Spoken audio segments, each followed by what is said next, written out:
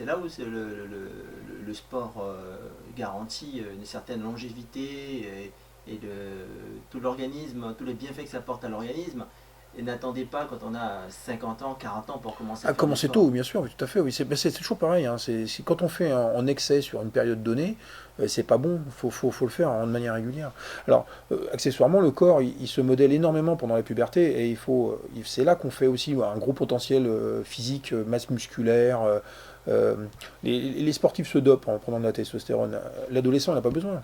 Le garçon, il est bardé de testostérone, il n'en a pas besoin, il est autodopé. Donc si c'est à ce moment-là qu'il va faire sa masse musculaire, qu'il va développer son poids, sa masse osseuse et tous ces trucs-là. Si il est sédentaire devant son ordinateur à jouer à la PlayStation, lui, il va perdre un avantage, et s'il s'y met seulement à 30 ans, il va certainement souffrir de cette activité qui va le faire un peu à retard, et il n'aura pas la possibilité de développer son corps de la même façon avec la facilité qu'on a à la puberté. Quand on a une grosse poussée de croissance, tout ça, il ne faut pas excessivement, faut pas faire un sport en excès. C'est là que la compétition peut occasionner des troubles douloureux, mais dans l'ensemble, si on arrive à réguler un peu la quantité, on arrive à gérer et on développe son corps comme il faut. Et puis maintenant, les clubs sportifs suivent bien, font attention Ah oui, à la santé et puis les aiguilles vers un professionnel comme vous pour voir comment ça se passe au niveau de leur corps. bon, il y a l'éducation thérapeutique qui est un terme actuellement utilisé par la HES, hein, l'Haute Autorité de Santé, pour la remise au sport des gens. Hein, donc le diabète, le cholestérol, tous ces trucs-là.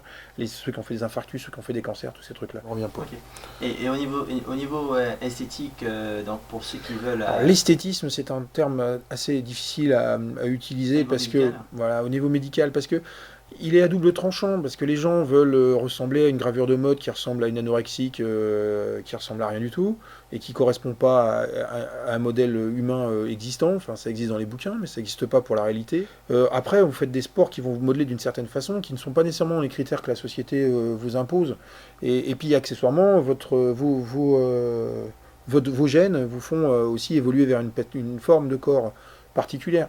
Je reviens à ce que je disais, le mec de 120 kg, il va s'orienter vers des sports où 120 kg ça aide.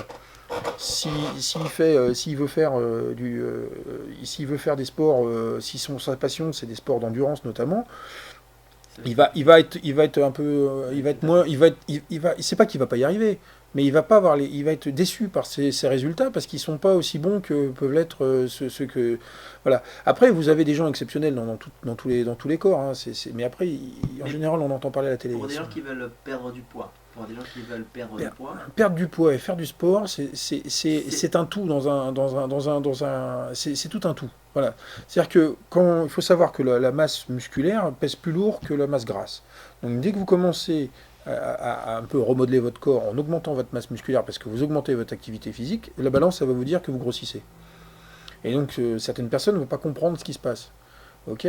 Donc c'est pour ça que si vous ne faites que du sport, vous allez vous retrouver à pas comprendre ce qui se passe. Donc il faut être entouré de personnes qui peuvent vous expliquer où vous en êtes. Et le diététicien, dans ce genre de situation, peut être un apport important, un complément important, parce que bon, ils ont quelques appareils notamment, et quelques méthodes de calcul. Bon, le médecin du sport aussi, mais je veux dire, on peut calculer le prorata de masse musculaire et le prorata de masse grasse. L'EMC, qui aime beaucoup utiliser les sociétés, notamment d'assurance et tout ça, est une aberration dans le sens sportif du terme, parce que vous utilisez la taille par rapport au poids.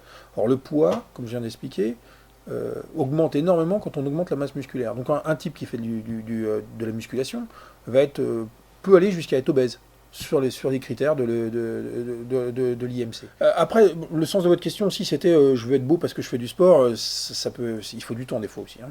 Ah oui, oui, oui. Donc, alors après, on rentre dans un espèce d'esprit un peu. Voilà, c'est là où on revient sur c'est un peu un effet pervers du sport. Moi, je préfère que le sport serve à se détendre, à, à se déstresser, à s'occuper, effectivement à travailler sa masse musculaire et tout ça pour plus avoir mal au dos, pour plus avoir mal aux jambes, pour plus avoir mal aux épaules, au cou notamment, plutôt que de se dire je vais être beau et je vais ressembler à Brad Pitt. Hein. Et par conséquent, en faisant tout ça pour être zen, pour avoir un physique, par conséquent, ça c'est le bienfait, enfin, c'est Voilà. tous ces gestes qui font que c'est le bienfait que procure le sport. Ouais. Moi, je vois plus comme ça. Hein, parce que il faut trouver une activité. Il faut toujours trouver une activité qui convient au moment où vous en êtes. C'est-à-dire que quand on est jeune, les activités très fortes, puissantes, en force, en contact, c'est super. En vieillissant, on aime moins avoir mal, parce qu'on a déjà suffisamment mal. Hein, comme disaient des proches, le matin quand on se lève et qu'on a pas mal, c'est qu'on est mort. Donc le truc, c'est ça, c'est que quand on n'est plus envie d'avoir trop mal, on cherche une activité plus adaptée, voilà, voilà, c'est ça. La natation, la course à pied, le vélo. Individuel, pas nécessairement. On peut arriver à faire, j'ose espérer faire des sports à plusieurs sans se blesser. Le tennis, on va dire que le tennis et les sports de raquette en font partie. Oui, tout à fait, Ça, oui. c'est sûr. Et puis après, bon, après on peut courir en cours. Et puis le vélo, par exemple.